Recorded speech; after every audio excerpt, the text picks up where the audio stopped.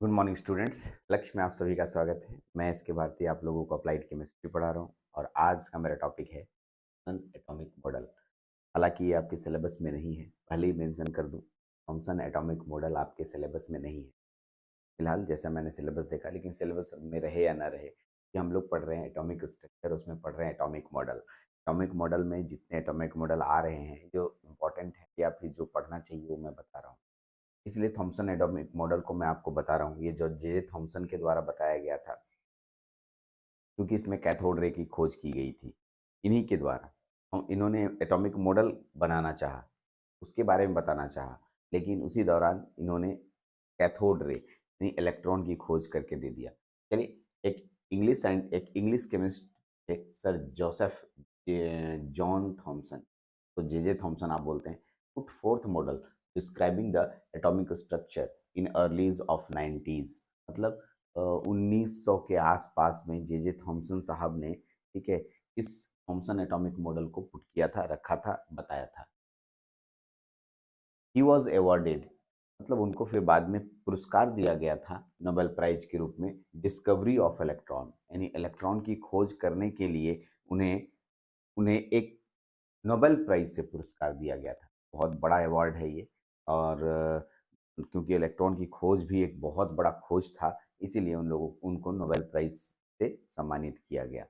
चलिए आगे बढ़ते हैं। इन्होंने क्या बताया था, इस इनके कैथोड रे एक्सपेरिमेंट में इन्होंने क्या दिया था। अब आप एक फोटो देख रहे होंगे कि ये जो आपके पास दिख रहा है, ये कैथोड रे एक्सपेरिमेंट का एक छोटा सा फोटो है कैथोड रे एक्सपेरिमेंट के लिए। कैथोड रे एक्सपेरिमेंट, ठीक एग्जैक्टली ये एक ट्यूब जैसा दिख रहा होगा आपको, टॉर्च जैसा दिख रहा होगा, ठीक है। फिलहाल इसमें दो छेद बने होते हैं जो नहीं दिखाया गया है, ठीक है। यहाँ लिखा है दो छेद बने होते हैं, बट इस लाइन को लिखने की जरूरत नहीं है। It has to made glass, ये ग्लास का बना होता है, ठीक है। दूसरा, which has two openings, openings मतलब छेद, इसमें दो छेद होते हैं। अब देखिए अंग्रेजी पढ़ रहे हैं आप, इसका हिंदी भी नीचे है, हिंदी भी नीचे है, आप आराम से हिंदी को भी पढ़ सकते हैं, लेकिन यहीं से अंग्रेजी सीखिए। यहाँ ओपनिंग का मतलब हो गया छेद, ठीक है। इसमें दो छेद होते हैं, ठीक है। एक छेद से one of the vacuum pump, मतलब एक में पंप लगा देंगे, पंप लगा देंगे मतलब समझ रहे हैं, इसमें से वैक्यूम मैंने हवा निकालेंगे, और एक में से जो गैस की जरूरत हो गैस फिल करेंगे। एक में गैस डालने के लिए, एक से गैस निकालने के लिए। एक का नाम है इनलेट, इनलेट अंदर डालने के लिए, ठीक है। और एक में से वैक्यूम पंप का मतलब होता है उसमें से हवा निकालने के लिए। जितनी जरूरत होगी उतनी ही हवा रखेंगे, जितना जरूरत नहीं होगा तो उसमें उतना से निकाल देंगे, मतलब जिस एक गैस की जरूरत है उसको डालेंगे और इसको नहीं है जरूरत उसको निकाल देंगे, ठीक। तो इस तरीके से आपके पास ये छोटा सा लाइन लिखा मैंने कि इसमें दो छेद होते हैं। चलिए उससे हमको कोई मतलब नहीं, वो नहीं भी लिखते तो चलता। आइए यहाँ पर आइए, देखिएगा ये हीटर है, ये हीटर का मतलब यहाँ से आपका रेज निकलेगा, वो मैं अभी आपको पढ़ के बताऊंगा। ये एनोड है और इधर फ्लूरेसेंट स्क्रीन लगा हुआ है, जेडएनएस, जिंक सल्फाइड का स्क्रीन। फ्लूरेसेंट स्क्रीन क्या होता है,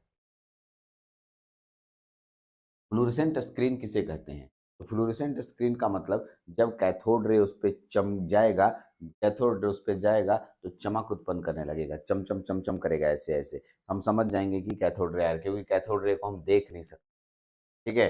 साथ साथ डिफ्लेक्टिंग कॉइल है, इसको भी मैं समझाऊंगा आपको, डिफ्लेक्टिंग कॉइल क्या होता है और कैसे आता है। चलिए मैं पहले इतना तो आपको समझा दिया कि एग्जैक्टली ये क्या है और कैसे बन रहा है।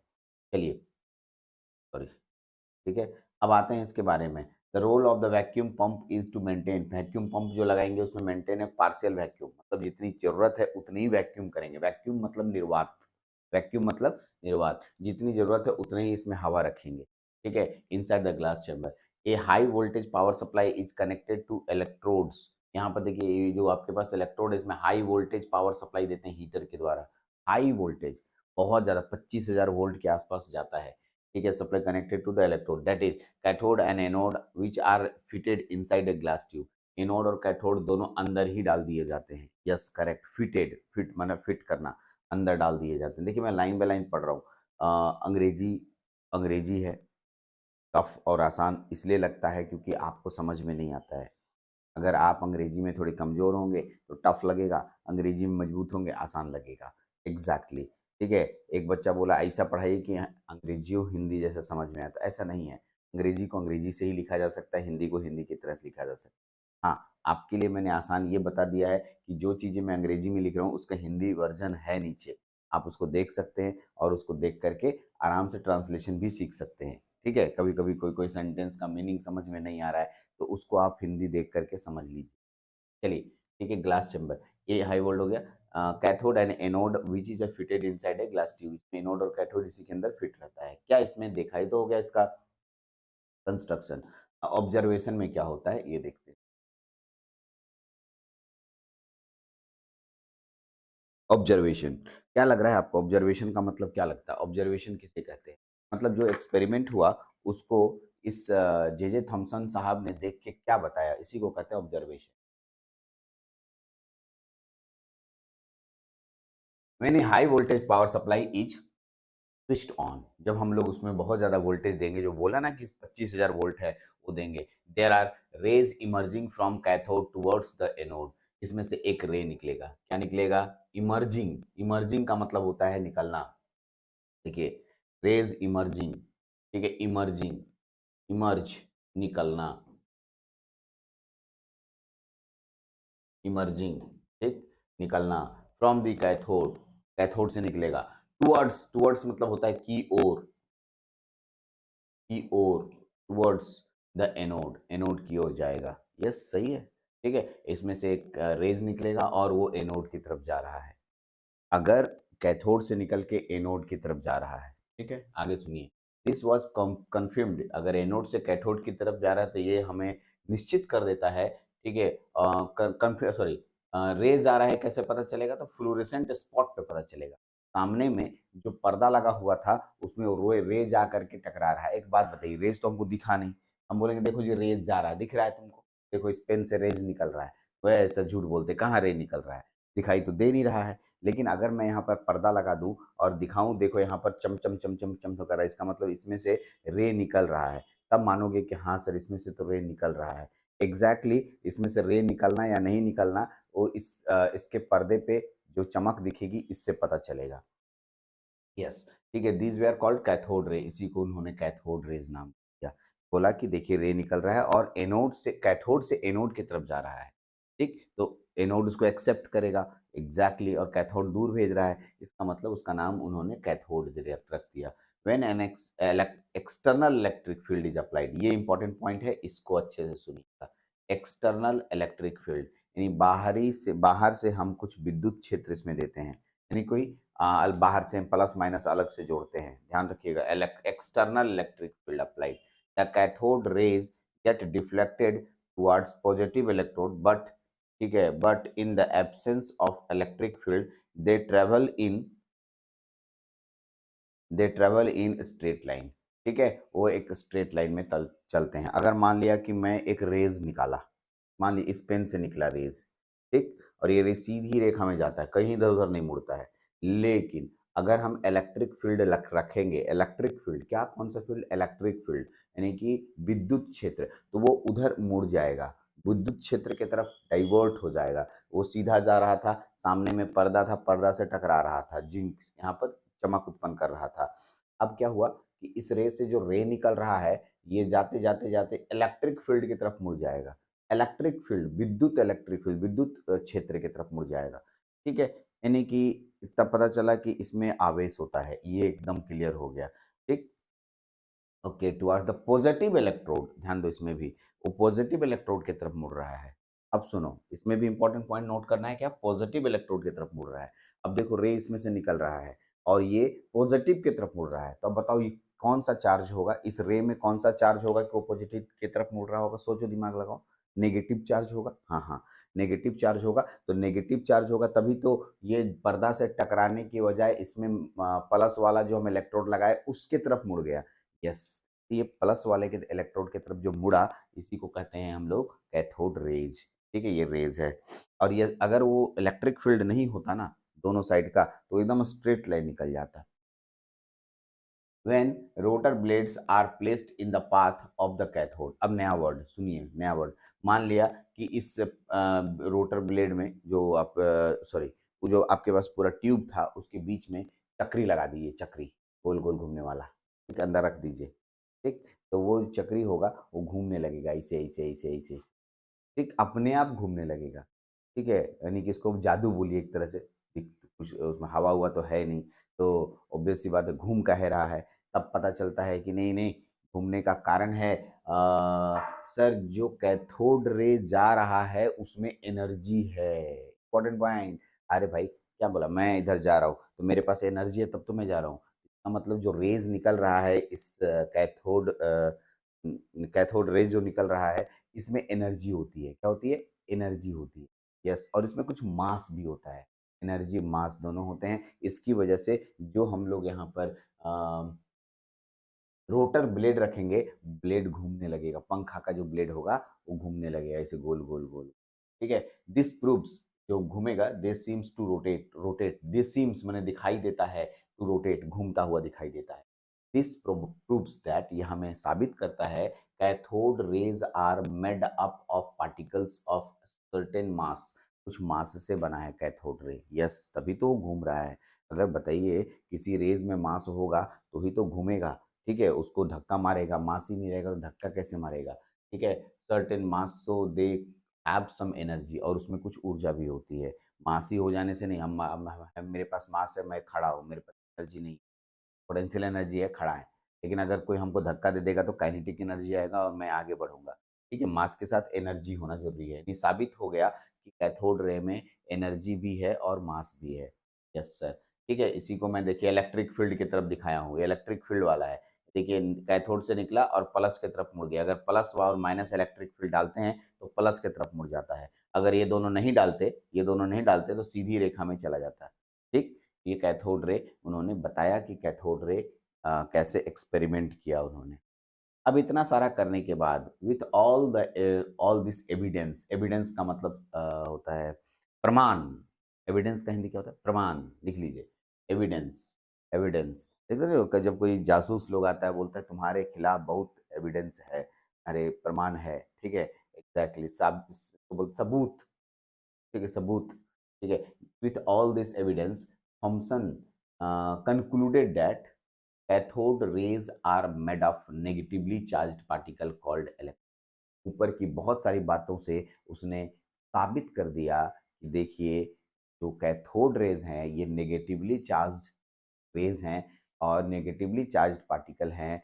इन्हें हम लोग आज के बाद से इलेक्ट्रॉन नाम देंगे। यस, क्या नाम देंगे? इलेक्ट्रॉन नाम देंगे। क्या नाम देंगे? Electron. On applying the electric field and magnetic field upon the cathode rays, electron, Thomson found charge to mass ratio E by m, क्योंकि जो चार्ज कितना है और मास कितना है दोनों का रेशियो निकाला, तो इसका वैल्यू आ गया 17,588 गुना, ठीक है, 10 का पावर 11। देखिए, ये 10 का पावर 11 है। देखिए, ऐसे लिखने में मिस्टेक हो जाता है क्योंकि हम लोग जो टाइपिंग करते हैं ना, तो ऊपर नीचे नहीं होता है। ठीक, तो ये आपके पास एक चार्ज मास, अभी चार्ज मास रेशियो को छोड़िए ना, ये जरूरत नहीं है, हम लोग थोड़ा एडवांस लेवल में बना लेते हैं। आपको जरूरत नहीं है, आप यहीं तक खाली रखिए कि ये पार्टिकल्स कैथोड रेज होते हैं।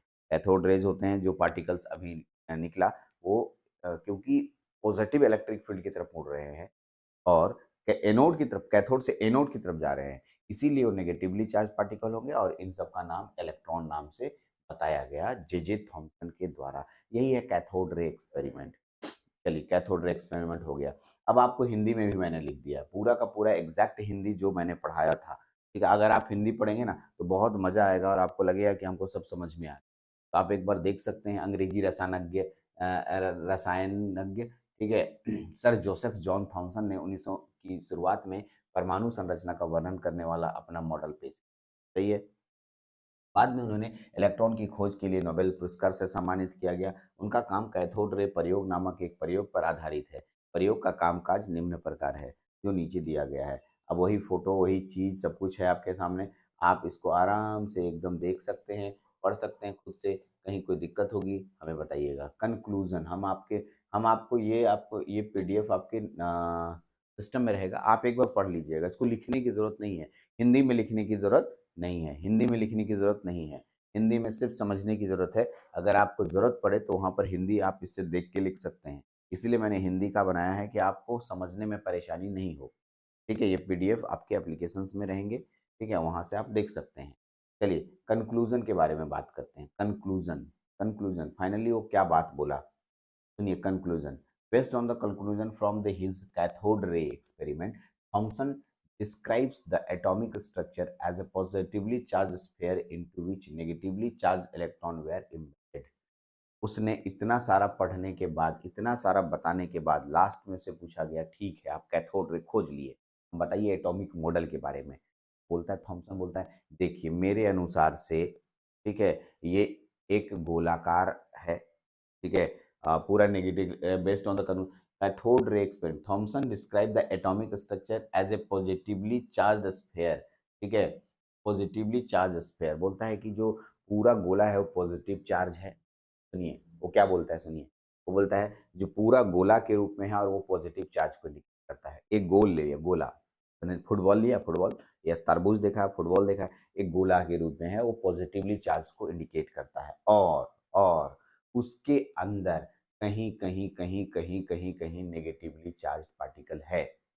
ठीक, चलो मैं आपको दिखाता हूँ एग्जैक्टली तुम जाओ अभी, गर्मी का समय थोड़ा है तो तारबूज मिल रहा होगा, तरबूज को काटो तो देखोगे उसमें बीज बीच में पहले तो पूरा लाल बॉडी मिलता है उसका, और उसमें बीज बीज बीज भी लगा रहता है। वही बोला, पूरा लाल जो क्षेत्र है वो पॉजिटिव चार्ज को इंडिकेट कर रहा है, स्फेयर गोल, और उसमें काला काला काला काला जो बीज दिख रहा है वो नेगेटिवली चार्ज इलेक्ट्रॉन को इंडिकेट कर रहा है। ऐसा हम नहीं बोल रहे हैं, ऐसा हम नहीं बोल रहे, वो हमको बोलने के लिए कह रहा है थॉमसन, जे थॉमसन।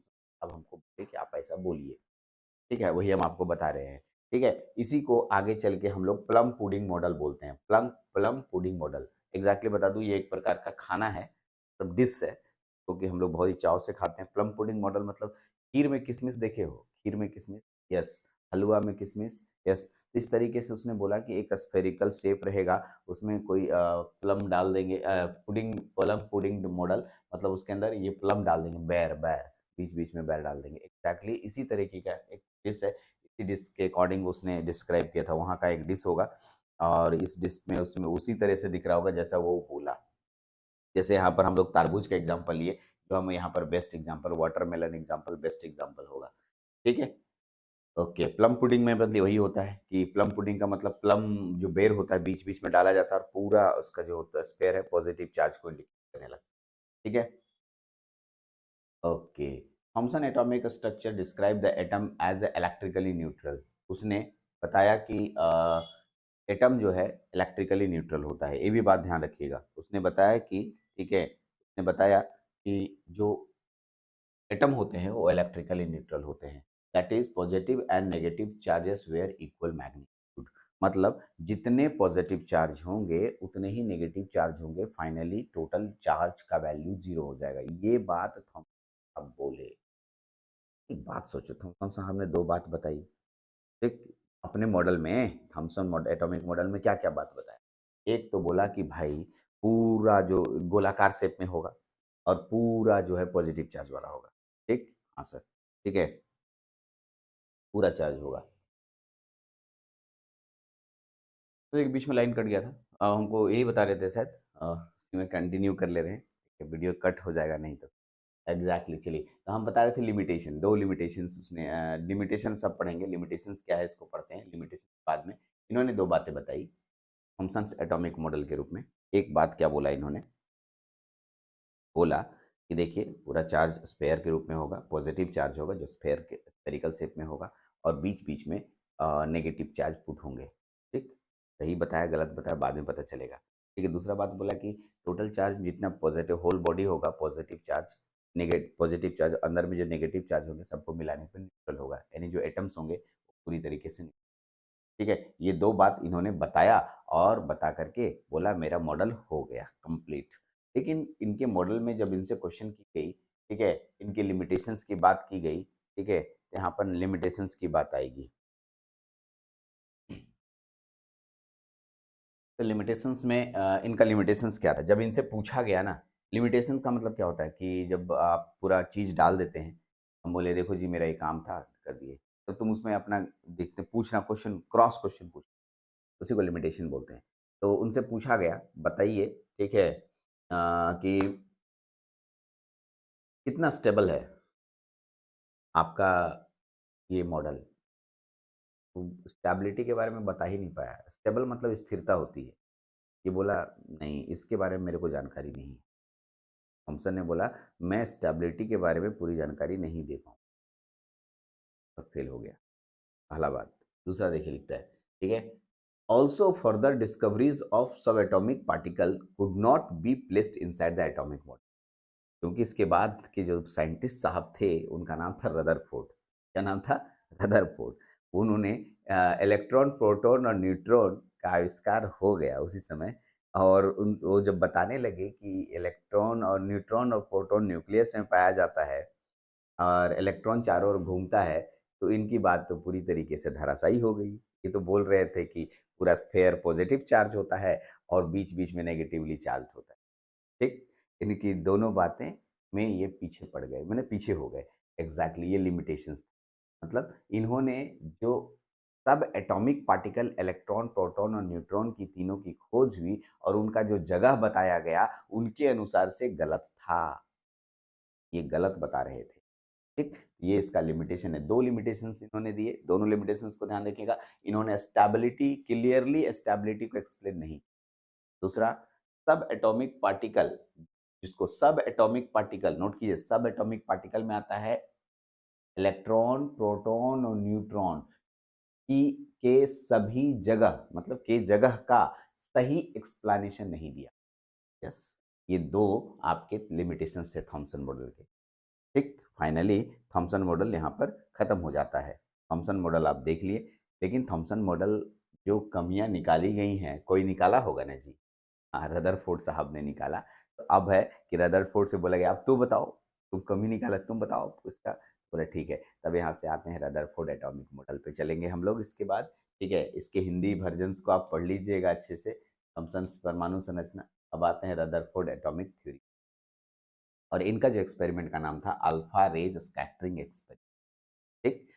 तो नेक्स्ट लेक्चर का मैंने आपके पास टॉपिक डाल दिया। मैं नेक्स्ट लेक्चर में रदरफोर्ड एटॉमिक मॉडल पे बात करूंगा और अच्छे से आपको समझ। देखिए, कहानी की तरह अगर समझिएगा ना तो कोई भी केमिस्ट्री में चीज़ें समझ में दिक्कत नहीं होगी। लेकिन अगर अगर रटने के व्यू से आए हैं ना तो फिर केमिस्ट्री परेशान।